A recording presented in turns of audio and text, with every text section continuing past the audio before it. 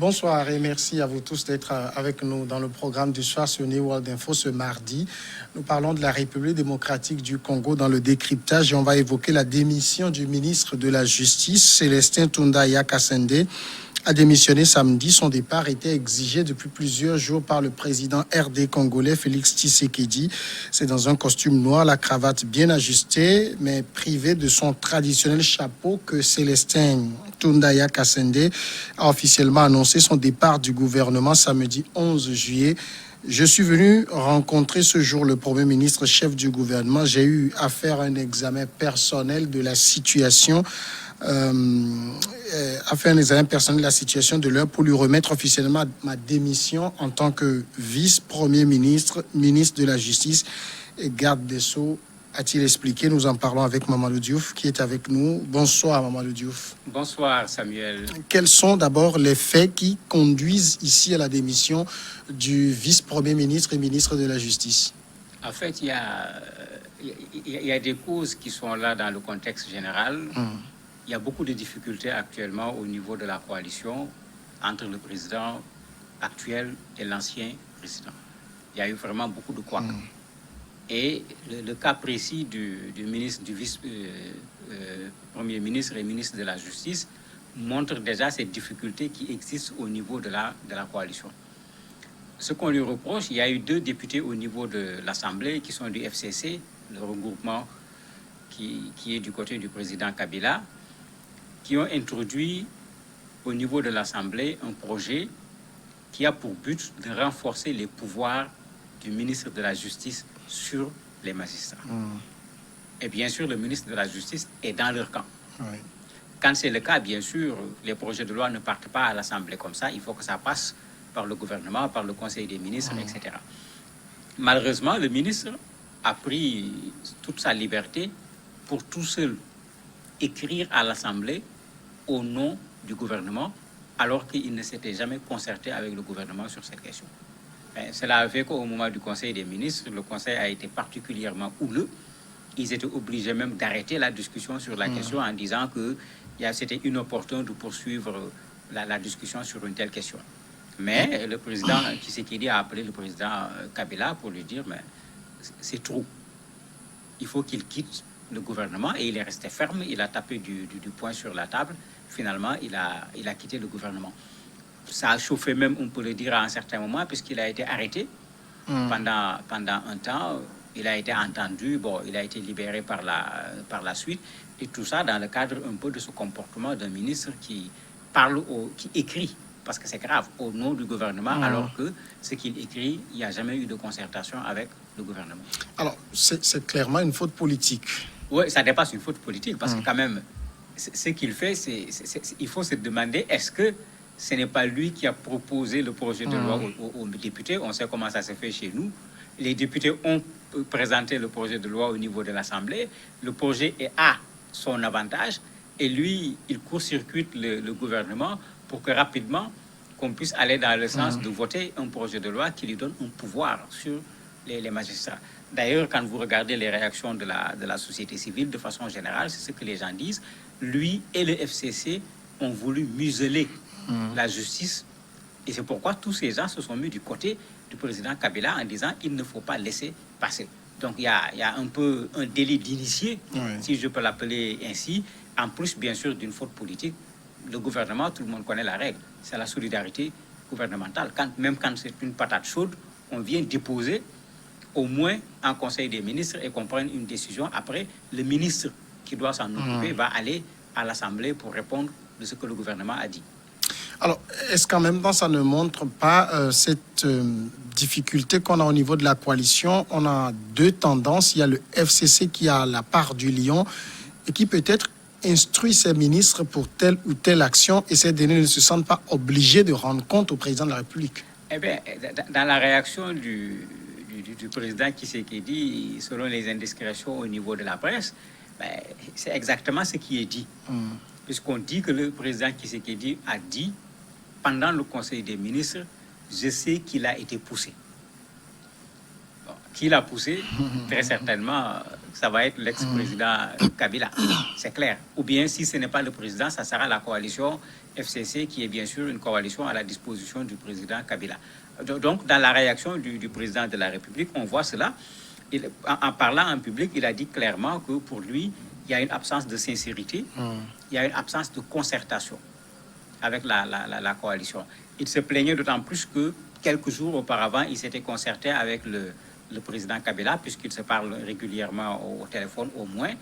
Et à sa grande surprise, quelques jours après, le même FCC encore a nommé le président de la CENI, sinon a ramené l'ancien président de la CENI qui avait mélangé les élections. Et lui, en tant que président de la République, il n'avait même pas été informé, encore moins concerté par rapport à une telle question. Donc, effectivement, le président Kabila, avec la forme actuelle du régime de la RDC, est en position de force à cause de son écrasante majorité à l'Assemblée. Et c'est comme si parfois ça allait faire oublier que même quand on a la majorité à l'Assemblée nationale, il y a des règles dans la manière de fonctionner d'un gouvernement. Alors aujourd'hui, le ministre a démissionné. Ça veut dire que Félix Tshisekedi peut nommer quelqu'un d'autre ou forcément cette personne doit venir du FCC? Elle va venir certainement du FCC parce que cet attelage a été tellement difficilement accouché. Et jusqu'à présent, c'est comme s'il faut continuer à s'occuper de ce bébé. Il ne peut pas se débrouiller tout seul. Ce n'est pas le président Tshisekedi seul qui va prendre la décision, puisqu'il y avait une entente en termes de pourcentage et en termes de partage des postes. Donc le poste va certainement revenir à nouveau à un autre membre du FCC.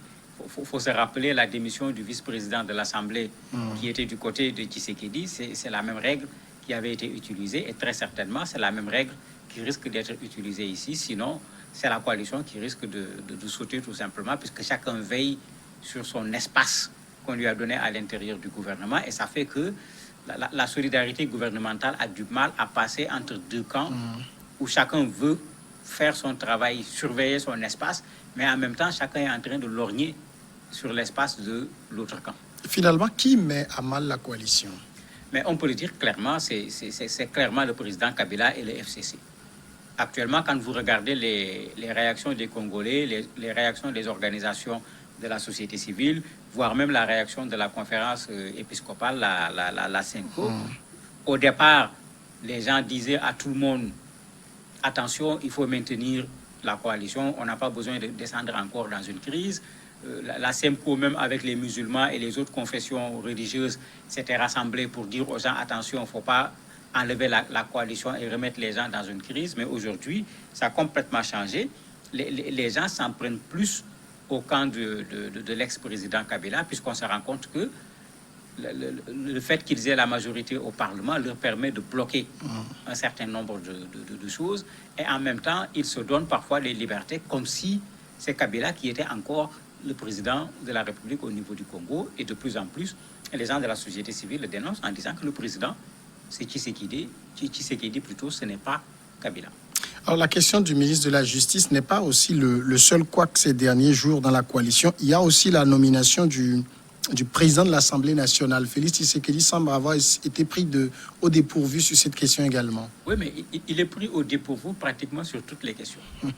Et il s'en est plein parce que pour certaines questions, il a eu un entretien avec l'ancien président sur une période extrêmement courte avant que la chose ne se produise.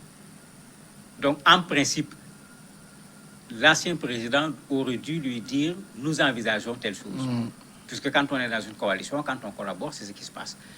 Et l'autre méthode, c'est que quand on a du mal à trouver une solution entre les membres du gouvernement, c'est les deux qui se concertent à nouveau pour que chacun indique à son camp la conduite à tenir pour qu'on puisse trouver une solution.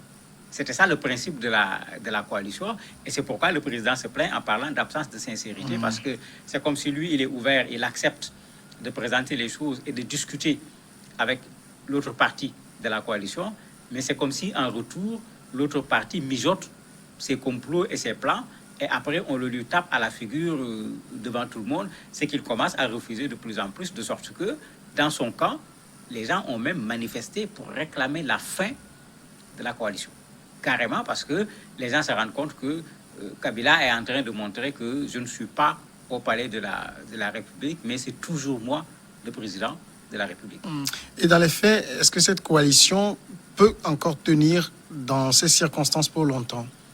Ils ont intérêt à tenir parce que actuellement, le premier qui prendra le risque de casser la coalition risque d'amener le pays vers des élections et celui-là payera les pots cassés par rapport aux populations congolaises. Parce que ces populations ont vécu une crise pendant longtemps.